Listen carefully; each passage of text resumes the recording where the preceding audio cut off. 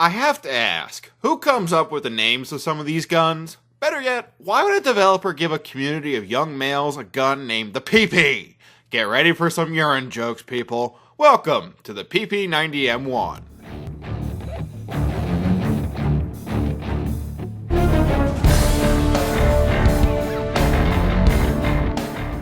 Hello, I'm Raging Amish, and welcome to the PP90M1 in Modern Warfare 3. You all deserve to know something up front. This may sound weird, but I still love Call of Duty MW3. I get countless messages asking why I'm still doing Call of Duty reviews. What keeps me here? Why am I still reviewing guns like the PP90M1?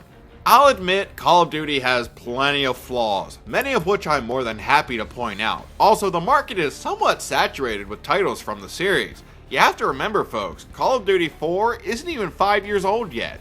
With the release of Black Ops 2 in November of this year, that makes 6 Call of Duty releases over the course of 5 years. Still, at the end of the day, I'm enjoying myself. I naturally am drawn to Call of Duty's mix of role-playing, fast gameplay, and unique weaponry. Modern Warfare 3 features a few new weapons that we haven't really seen before.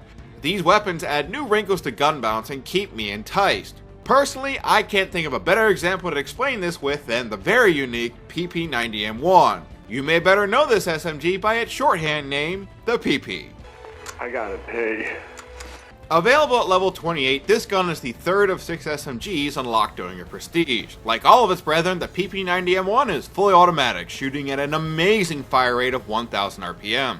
Few weapons can produce such a fast stream of bullets. The high fire rate is pretty much what defines the PP90M1. You will mow down opponents at an incredible pace. To make matters even better, the PP90M1 also has a relatively big magazine with 36 bullets and a starting ammo loadout of 108 rounds. Strangely enough though, that may not be sufficient. As I just mentioned, the PP90M1 has a really high fire rate, which means you'll consume ammo at an insane rate. If you plan on getting a big kill streak, 108 bullets may not be enough. Don't be discouraged, however. The ammo situation isn't perfect, but the PP90M1's bullet power will more than make up for that.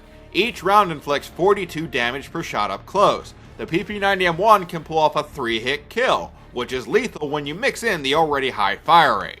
Still, the high damage up close comes at a very steep price. The bullet strength at range drops to a pathetic 17 damage. That's a 6-hit kill. I know the PP90M1 has a high fire rate, but even I can't give a positive spin on this one. The bullet power at range is awful. When fighting a more distant target, this SMG literally turns into a pea shooter. Did you get it? Amish made a pun! I know, I'll slap myself now. Anyway, coming back to the weapon at hand, I do not advise using the PP90M1 for long-range combat. You'd be far better off with something like the MP7 or an assault rifle. As for your headshot bonus, the PP90M1 is standard for an SMG, with a 50% boost. You can potentially get a 2-shot kill up close and a 4-hit kill at range, but this will be rare. Headshots with the PP90M1 are more luck than anything else. You can pretty reliably count on needing 3 shots for a kill minimum. Since the PP90M1 drops off to a 6-hit kill, you definitely need to understand where that drop happens. The limit of your 3-hit range stops at 15 meters. The gun drops off completely to a 6-hit kill at 19 meters. This is frankly bizarre. Up close, the PP90M1 is amazing, but once you get past 15 meters, the damage drops off a cliff into nothingness.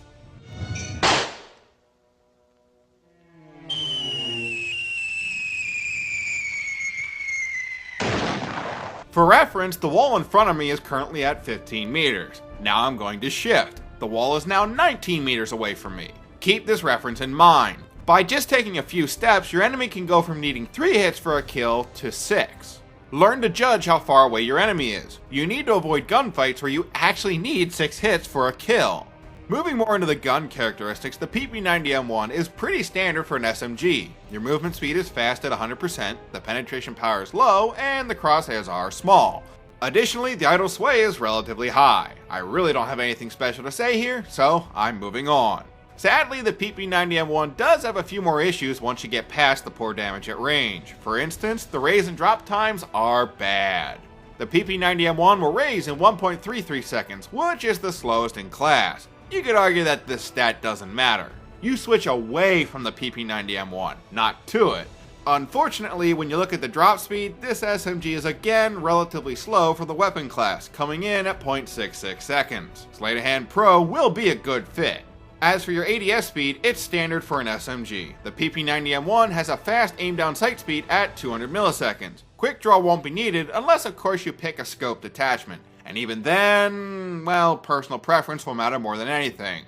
You could argue the gun's switch and aim speeds don't really matter, but here's where we start to get into trouble. The reloads are lethargic and downright horrible on the PP. It's P! Look out for the P! The gun reloads by default in 3.03 seconds, or 3.97 seconds if the mag was completely empty. Either way, the bullets enter the chamber at the 2.0 second mark.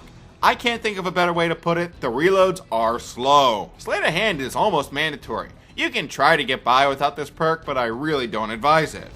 Moving into the recoil, I'm not quite sure what to make of the PP90M1. I'll explain what I mean. For starters, here's the recoil profile. The gun clocks in with a value of 60 up, 65 to the left and to the right, and 45 downwards. For an SMG, these values are relatively low, and to make matters better, the kick is symmetric. The PP90M1's recoil will go straight up. However, I can guarantee that the gun will skip a good bit from side to side and even up and down. Countering this recoil profile is a center speed of 1650. On paper, this is good. The PP90 has a low recoil profile and a decent center speed. On top of that, the irons are at least relatively decent, so why did I say the recoil is questionable? It's the high fire rate. The gun doesn't kick much with each shot, but it kicks often. The PP90M1 will skip around a lot. This makes ranged combat very difficult. You already have a hard time handling distant combat because your shots are weak. On top of that, now your shots are hard to guide. This just makes my earlier point even more clear. Do not bring the PP90M1 to a long-range fight. Doing so would require a personal, complete evacuation of your senses. Evacuation beginning.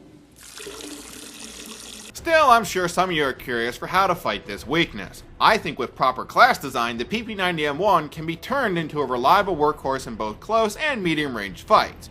To do this, you have to start by picking the right attachment. Red dot sight, holographic sight.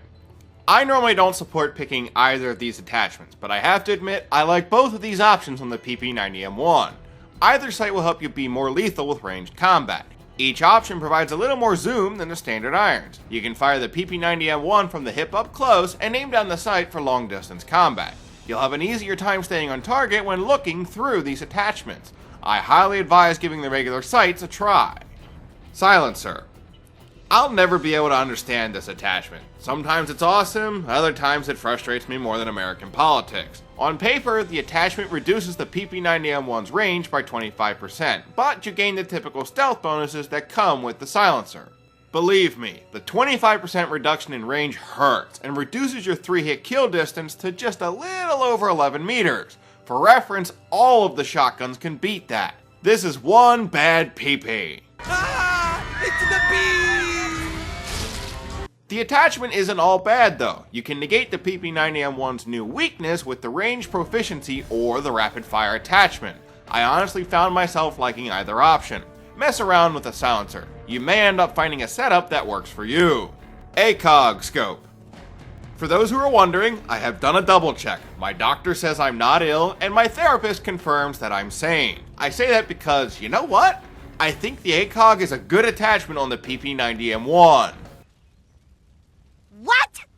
I know! I even surprised myself. Basically, here's what ends up happening. If you're using the PP90M1, the odds are you're going to fire from the hip in close range battles. If the enemy is at a distance, you need to aim down the sight. The recoil profile in the PP90M1 is relatively self-centering, so an attachment like the ACOG can work for more distant combat. The sight is clean and makes placing shots easy. The PP90M1 is ugly looking with the ACOG attached, but I have to admit, the attachment works. Hammer scope. So far, I have sung praises about the red dot sight and the ACOG. Logically, you can guess what I'm about to say. I like the hammer. Combining both a red dot and ACOG into one attachment is very powerful. This was arguably my favorite option on the PP90M1. If you use the attachment properly, this SMG becomes quite versatile. Is the enemy far away or up close? It doesn't matter. This attachment brings everything to the table and more. Extended mags. The PP90M1 is chock full of good attachments, and here's another one. Depending on your perspective, this may be your best option on the PP90M1. As I mentioned earlier, this SMG chews through ammo at a fast pace. Extended mags will give you 50% bigger magazines, thus lessening your need for constant reloads. Also, you'll get 50% more starting ammo, so you arguably won't need scavenger. If you couple extended mags with rapid fire, all I can say is look out. You'll have a huge capacity and an even faster fire rate. The gun will be insane. Speaking of which, guess what's up next? Full auto. Rapid fire. Rapid fire. Believe me, rapid fire is insane. If you select this option, the PP90M1 puts out a stream of bullets firing at a rate of 1200 RPM. Only one weapon in the game can beat that fire rate. Believe me, if you want close quarter power, you will find it in the PP90M1. I would argue this setup is better than some of the shotguns. Try mixing this attachment with something like the silencer or extended mags. The PP90M1 starts to take on a whole new shape and form in power. The only real problem with this attachment is the added recoil. You won't have an easy time with handling mid to long range combat. I highly advise using overkill to pick a second primary of choice for long range fights. Using rapid fire definitely forces you to adjust your class a bit, but believe me, you will reap the benefits. Thermal scope. I love all of the attachments on the PP90M1, and that includes the thermal. Much like with the ACOG, you can fire from the hip up close and use the thermal for ranged combat. Surprisingly, I found the PP90M1 to be quite effective with this attachment, and that's even if the enemy has the perk Assassin. I'm not saying you should try to use the PP90M1 as a sniper. Believe me, that's not gonna work. But still, the attachment is powerful. Go figure, yet again, a scope PP is quite powerful. Your attachment won't mean much though if you don't have the right perks. For your blue tier, I think this is pretty much spoken for. Sleight of hand is your best choice. The PP90M1 needs fast reloads. This is an SMG after all. You play fast and can't be caught with an empty mag. For the red tier, I ended up liking overkill. The PP90M1 is a very niche weapon. As I said before, the gun is designed for close quarter combat. I think you need a different weapon for more distant gunfights. Something like an assault rifle or an LMG makes sense. With overkill and sleight of hand equipped, you can switch between your two primaries and dominate the battlefield. If overkill isn't to your liking, then try out hardline. You can plan on getting a lot of kills with this gun. Use this perk to turn those kills into point streaks. Moving into the green tier, I'm going to have to go with steady aim for your first choice. You get smaller crosshairs, which is lethal on this SMG. The perk isn't mandatory, but you are doing yourself a disservice if you don't have steady aim in your class set up somewhere. Few things are more powerful than a PP being fired from the hip. Imagine that elephant shower head from Seinfeld. It may be overkill, but believe me, it'll get the job done. If steady aim isn't to your liking, then either of the sound perks can work as well. You can hear the enemy footsteps and give yourself close quarter prowess. Messing around with Dead Silence or Sitrep Pro certainly isn't a bad idea. Finally, for your proficiency, I say you have three choices. Kick is your first available option, and honestly, it's a good ability. I recommend this on any of the sight or scoped attachment. You can more accurately place your shots. Range is also incredibly hard to pass on. The proficiency increases your effective 3-hit kill distance by 25%. This proficiency is a great fit with rapid fire. Your hip fire becomes incredibly lethal to crazy distances. Also, and this is just for reference, range will more or less negate the unwanted effects of the silencer. Lastly, for your third option, 2 attachments is a very, very good choice. You can put 2 selections on your SMG rather than 1. Try something like rapid fire and the silencer, or perhaps extended mags and your sight of choice. Believe me, you can get creative here. The same thing applies when picking your secondary. You have flexibility as you need something that will complement the PP90M1 and help you in ranged combat. The solo MP9 is your first basic option, but honestly, I have a hard time arguing for this gun. I almost feel the PP90M1 would be a better choice since you can just spam shots of equal strength at range. Because of that, I fell in love with the XM25. You can use this launcher in medium range fights, and also use it to pry campers out of their holes. The weapon mixes extremely well with the PP90M1. Still, I really do recommend checking out Overkill. With this perk, you can choose your second weapon of choice for long range combat. I found myself messing around with various assault rifles and even the snipers or the LMGs. The perk really can work here. In the end, it doesn't really matter to me what you choose for your secondary. If you have the PP90M1 in your class setup, you're doing something right. The gun is strong yet not overpowered. Just do yourself a favor. Don't force yourself to use the PP in the wrong situation. The gun isn't built for long-range combat, and your PP will suffer if that's what you try to do. The weapon is a monster up close, but weak at a distance. You may need to tweak your class to truly take advantage of the PP90M1, but in the end, this tool of warfare will be way more than a pea shooter. That concludes my review of the PP90M1 in Modern Warfare 3. I hope you enjoyed and that you'll join me next time, where I'll be covering my favorite perk of all time, Sit Rep. Until then, this is Raging Amish, checking out.